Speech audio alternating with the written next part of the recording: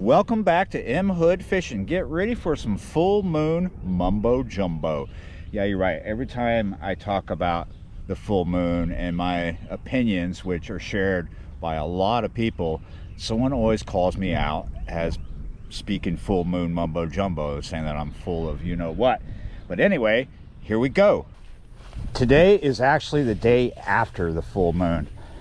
I am definitely one of those many people that does not like to fish the day before, the day of, and the day after the full moon. However, I will come out and fish it sometimes, especially this time of year. Sometimes I will focus on the solar noon. However, I am past solar noon.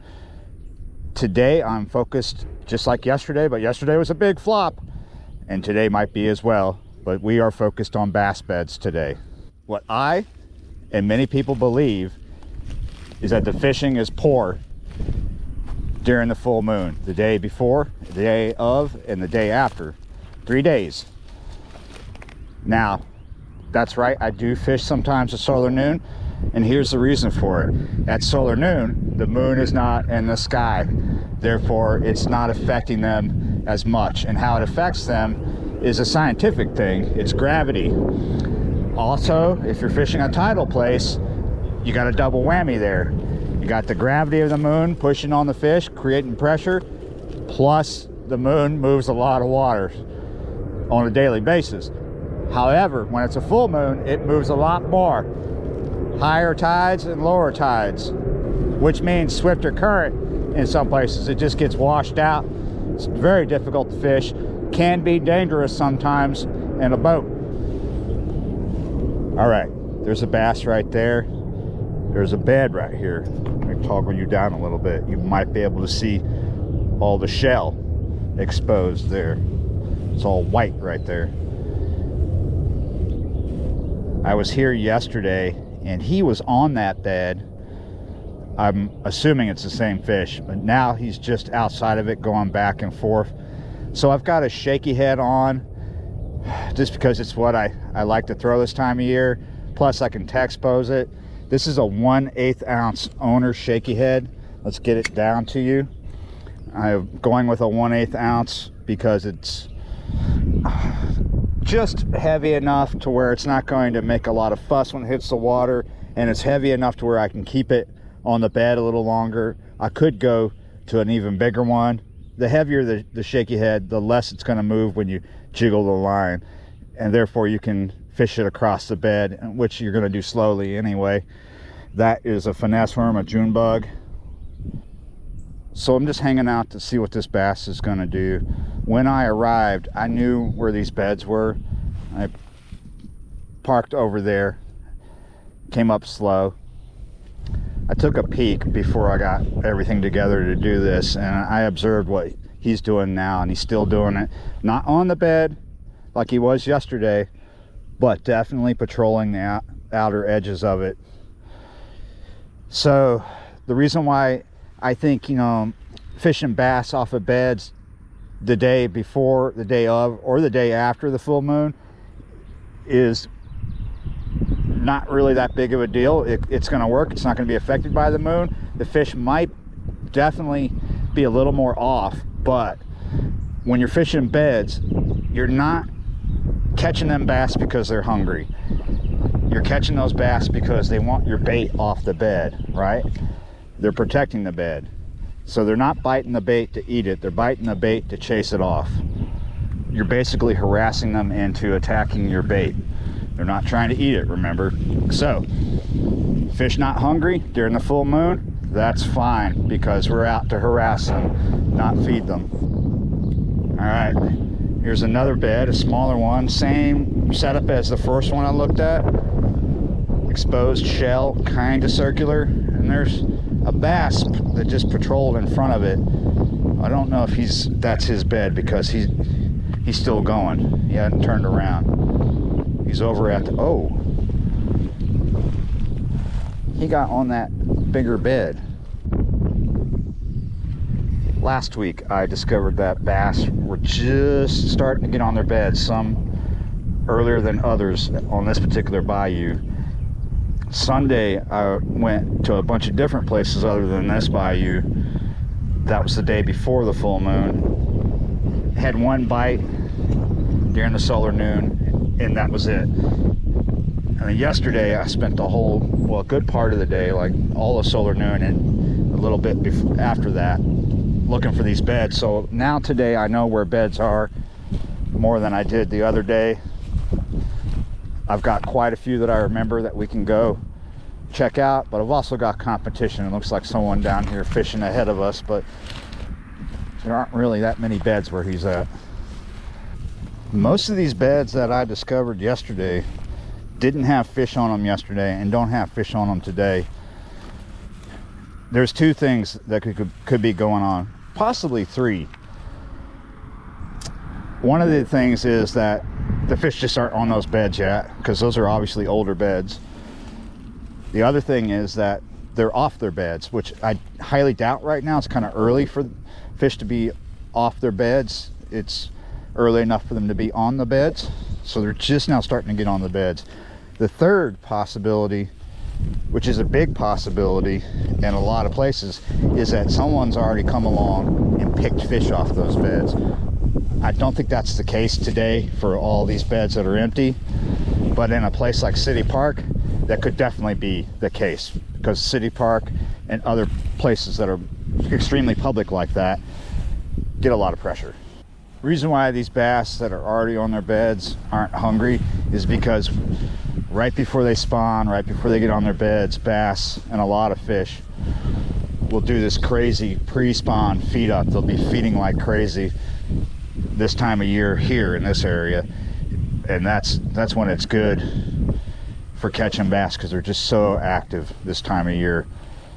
It can start in late January, February is good, and then March. But once they get on their beds, you're not going to get too many out in the open except for dinks. Bigger, you got to wait for them to get off their beds, or you can go get them off their beds. There's a gar right there. I'm getting really close to this other angler. Might nix this area and go to my next target. Still seeing fish, but not stubborn to their beds. So just because you catch a fish off a bed doesn't mean that's going to equal an empty bed. What I should have pointed out is sometimes people keep fish off of beds, and that's why the bed is empty. Other times it's possible the fish doesn't want to go back to that bed, but a lot of times what happens when you catch and release a fish off a bed is it goes back to the bed, and it's extremely difficult for someone to catch it again, because it'll just be like shy of any baits thrown on there.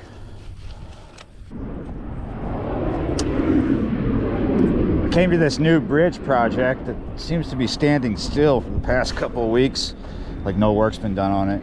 Came here to get an overlook of the water here, and I found something.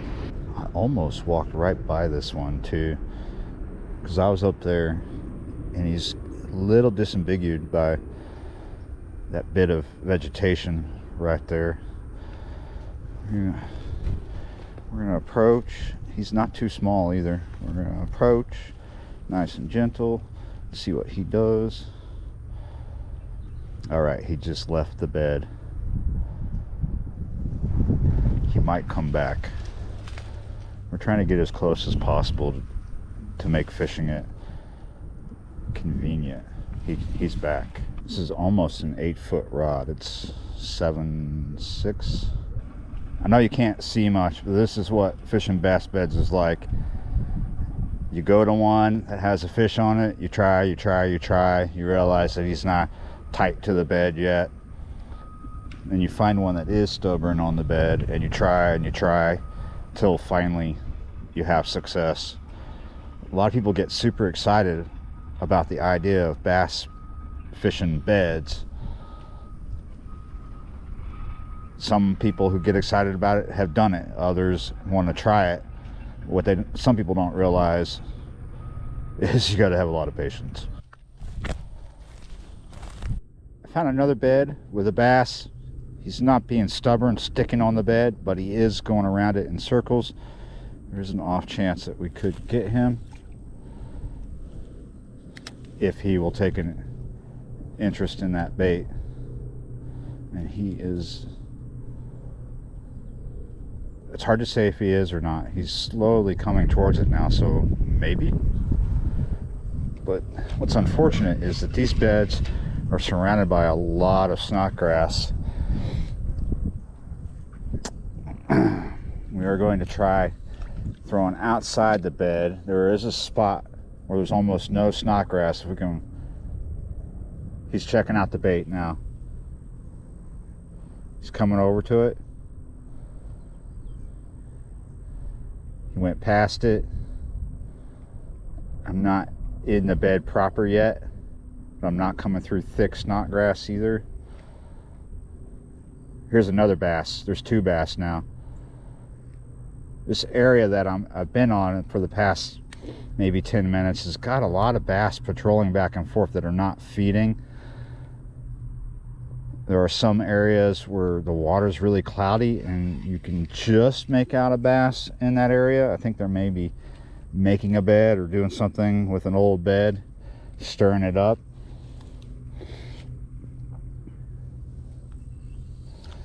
Again, I'm throwing out past the bed. I'm going to wait for this dead bit of snodgrass to float out of the way. And I'm going to slowly work this bait. There are two bass now just hanging out around this bed, so maybe male and female, I don't know. I cannot see my bait, but I am confident that I'm, oh, gotcha, felt you, gotcha, finally. It's a lot of work today to get a bass. Yes.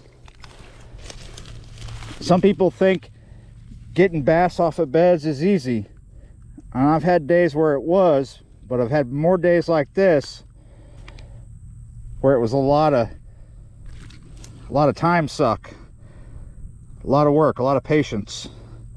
It's not a big bass, maybe a pound, but with these conditions right after the full moon, it's a blessing that I have bass on beds, because it means my likelihood of catching is within sight. Yeah, you're right, guys. I want to release them somewhere where I'm not going to put them right into snodgrass. I don't have much of a choice. You'll forgive me eventually, but here you go.